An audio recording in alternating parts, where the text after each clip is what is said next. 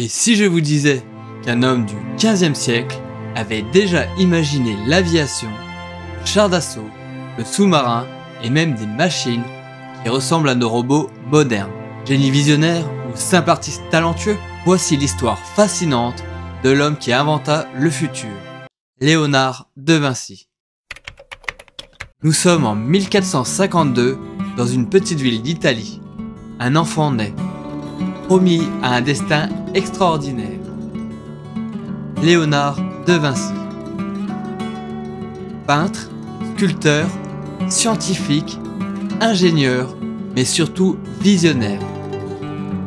Entre 1487 et 1490, alors qu'il est au service du duc de Milan, Ludovic Sforza, en tant qu'ingénieur militaire, Vinci commence à étudier la perspective du premier vol aéronautique humain. Mais comment a-t-il pu concevoir des inventions qui ne verront le jour que plusieurs siècles plus tard? A-t-il eu accès à des connaissances interdites? Détenait-il un savoir perdu?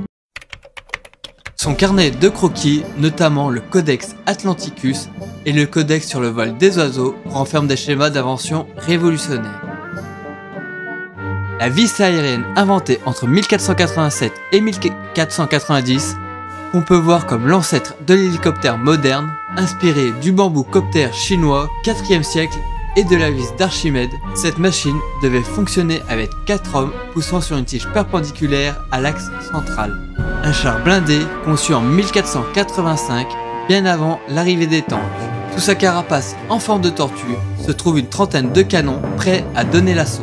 Un système de scaphandre et un sous-marin mis au point pour le compte de la ville de Venise préfigurent les combinaisons modernes. Mais ce n'est pas tout. Vinci était aussi obsédé par le corps humain.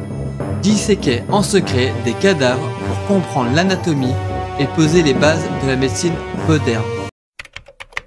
Comment un homme du XVe siècle a-t-il pu prévoir tout cela? La réponse se trouve dans sa méthode de travail. Vinci était un observateur minutieux de la nature. Pour son ornithoptère, par exemple, il a longuement étudié le vol des oiseaux, l'anatomie de leurs ailes et la fonction des plumes. Cependant, Vinci était aussi limité par les technologies de son époque. Son ornithoptère, par exemple, n'a jamais volé car il demandait trop de force physique.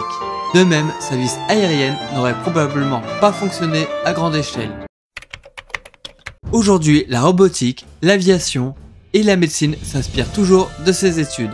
Des chercheurs décryptent encore ces manuscrits à la recherche d'idées non explorées. En 2008, un parachutiste suisse a même réussi à sauter avec une réplique du parachute conçu par Vinci entre 1485 et 1502.